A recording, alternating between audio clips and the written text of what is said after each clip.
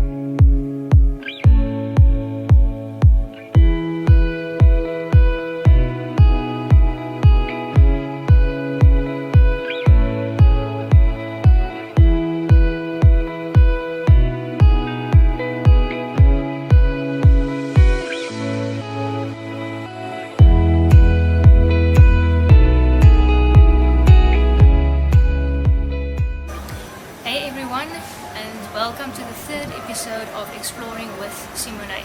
So today I'm here at Villamar. So what do you say? We go inside and we go explore.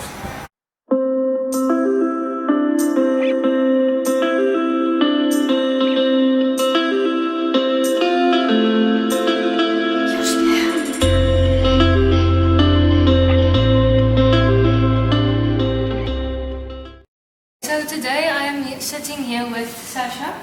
Hi Sasha, how are you? Good, and you? I'm good, thank you. So Sasha, tell me more about the history of Villamar. So Villamar started, the actual restaurant and everything started about a couple years ago, 5 years ago or so, in 2017. Mr. Mara, Carlo, we all call him Caboose. He is the father figure of the farm, and he's the father of the family who also owns the farm. He used to actually be part of Pakma. He was the Ma of Pakma. And then when he sold that and they changed that into Rhodes, he decided he wanted to sort of invest the money in something that would be a little bit more family driven. So they ended up buying Ouderbrug Farm, which funnily enough used to be a peach farm. So all of the trees that you see on the farm used to be peach trees. They ended up sort of getting rid of all of that, and yeah, now obviously it's an olive farm. The family lives on the farm as well, so they've got 2 kids. So Caboose and Louisa are the parents, and then their 2 kids run the 2 businesses that are on the farm. So we are Villamar, obviously, and Luca is our head chef, and he's their son. And then their daughter, Carlise, runs Fruition, which is a fruit syrup, flavored syrups company. So they do slow-jo syrups and Muru alles, braai, soaked in sewer. They do the packaging for them, so contract packaging and syrups and stuff like that. So it's a very sort of family-driven, sort of farm-to-table sustainability and all of that. So yeah, that's just a little bit of the history of it. So that's interesting. And I also saw when I was driving to Villamar, you are situated literally between olive trees. Exactly, yeah. So is there any significance to that? Do you use it in your dishes? We do. We use it when we cook. We use it in the kitchen, and we also actually cold press. So we do 2 different harvests on the olive trees, and then we use the olives that we harvest here to make our own tin cold press olive oil. So that's another sort of farm to table thing that we like to do. And then another thing that we use them for is, I think it's around probably the second harvest, is we use those olives as well as a couple of local farmers in the surrounding area to make a little bit of a more affordable option. So that's a little mixed batch, and yeah, just as a way to sort of support local and get everyone involved, especially when the economy is in the state that it is. So yeah, so yes, we definitely make use of all of the olive trees around us. Yeah. And the Villamar is a very interesting name. So what lies behind the name? So Villamar in Italian would be Villa as in house and Mar as in Mara. So they are the Mara family. So it's House of Mara. So that's why they decided on the name Villamar. They've also always wanted to keep the Italian heritage, Italian South African heritage included in not only the dishes and somewhat the decor, but also, you know, they wanted to make sure that the history of where their family comes from is brought into the restaurant in the everyday setting. So yeah, Villamar, House of Mara. And apart from the coffees and the cakes and everything that you serve, do you also serve other types of dishes as well? So we do a bit of everything here at Villamar. So we do, we've got a whole retail sort of display. We roast our own coffee. We've got a 15 kilogram coffee roaster on the site. So we roast fresh coffee every week. Floyd is our master roaster. We send him for every course you could possibly think of to make sure that he knows exactly what he's doing. And then so that's actually everything in our production building. So we've got the 15 kilogram roaster, and then the next section is our bakery. We have a fully functioning bakery, so we do breads, buns, Portuguese rolls, bread sticks, pretzels, savory muffins, literally anything you could think of. And then we also have a pastry kitchen, which does all of the lovely pastries that are there in the front display. So, and we turn our own gelato as well. So we've got one of only a handful of gelato machines in the country, authentic Italian gelato machines. So we do all of that on site as well. We obviously have all of the breakfast items on the menu, a couple of lunch items as well. We do pizza bases, so sourdough pizza bases that people can also order pre-baked. They can freeze them at home. We provide the tomato sauce, so if you want to do things at home. We've actually also just sort of signed a little collab with a place called Luxury Eco Cabins. So we're going to be providing all of the dinner dishes for their clients, their customers who go and book their cabins from them. So yeah, no, definitely we're pretty much willing to try whatever the customers need. We also have our own cured meats. So we do our own charcuterie, we do salami, we do prosciutto, we do chorizo, we do coppa, bresaola, like literally anything you could think of. So I mean, also we have tunnels that are on little growth tunnels that are on the farm. So mainly all of the ingredients that we use to make everything in the kitchen is actually from the farm itself. So we try and do as much farm to table as possible. So, yeah. So you do a bit of everything? We do a bit of everything. Yeah, we also are more than happy to host events here. So kitchen teas, baby showers, birthday things. We've got this sort of area for up to about 20 people, and then our main capacity inside is between 35 and 40 people. So a nice little size for the small wedding or a small kitchen tea or something like that. Yeah. Oh, that's very interesting.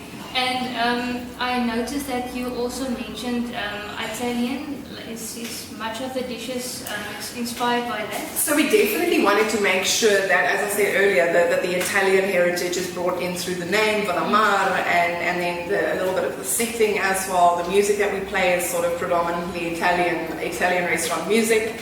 And then, yeah, the items on the menu, we do have sort of a little mix and match of things. So we do things like chicken salads, and we even do normal pizzas and everything. But then we have a couple of key features that are like the carbonara pasta, which is done authentic. It's handmade pasta. It's they fry the egg first. I'm not sure what it's called, but they do the egg first and they add it in the Italian way that it's made. We also do an Italian pizza, which has all of the ingredients that a regular pizza, sort of a favorite pizza in Italy would have.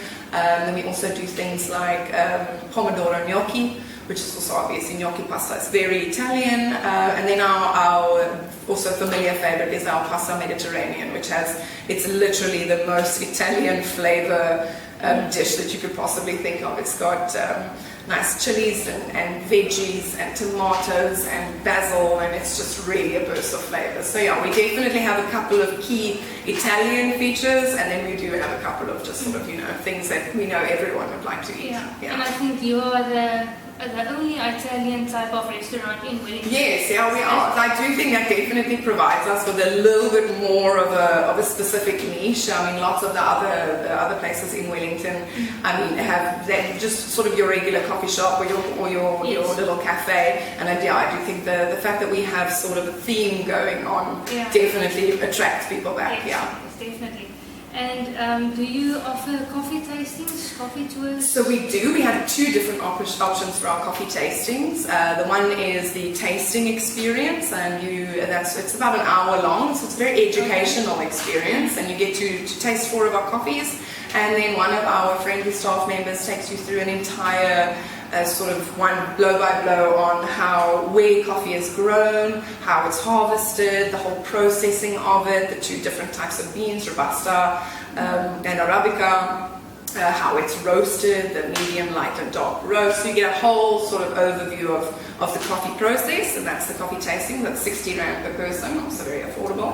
And then we also have the coffee pairing, which we have 4 of our coffees, and then we have 4 tasty treats, our pastries, just little bite size, that have been carefully selected to complement each coffee's flavor profile. That's about 15 to 20 minutes, and it's 80 Rand per person. Okay, so and also very affordable. And then soon we will also be launching a production tour experience, which I think is going to be very nice, which will also be about 45 minutes, and we'd like to take groups of people through our production area. So you have everyone get a sort of a behind the scenes look at the pastries that are being made, and the bakery, and then the roastery as well. Also get a little bit of an educational experience on how we do everything here, but yeah, not too much that it becomes a bore. Hierdie is ons koffie siphon. Wat hom baie cool maak is natuurlik soos iets uit 'n science lab, en dit is baie interessant. So ons het hier onder 'n burner. Mense sit die koffie bo in, coffee grounds, en dan 'n bietjie water onderin. Mense sit die burnertjie aan, en soos wat die water warm word die druk van onder af, druk dan die water letterlik by daai tube op en in en meng saam met die coffee grounds. Ons los hom aan, laat hy bietjie daarbo steep like tea. And then once you turn the burner off, everything drops. So it drains the coffee into the bottom section again, and it leaves all of the coffee grounds at the top. So dan kan jy die deel afhaal, en dan skink jy letterlik met daai deels. It's just, dan sal jy hom skink so. Very cool. So ons het klomp verskillende methods. We've got Chemex, pour overs, AeroPress, ons het hierdie mannetjie hierso. Okay, interesting. And what is your trading hours? So trading hours are super easy. We Monday to Friday, we 8 until 4, and then the kitchen closes at 3, naturally just to give everyone a little bit of a chance to clean up. We're very, very fastidious on our cleanliness and hygiene, so we make sure that every single day we have enough time for the kitchen to be cleaned full, like literally top to bottom. And then weekends and public holidays, so Saturdays and public holidays, we are open 8 until 3, and then the kitchen closes at 2, and we close on Sundays. Okay, nice. To give everyone a little bit of time with their family. Nice. Yeah. Sasha, so thank you very much for making the time. Oh, thank you so much for choosing us to come and pop by. We are absolutely honoured, and yeah, we love to have you here. Yeah, it's my pleasure as well. And if you are in the mood for Italian type of food and everything else sweet and coffee, definitely pop by. Thank you for your time. Thank you.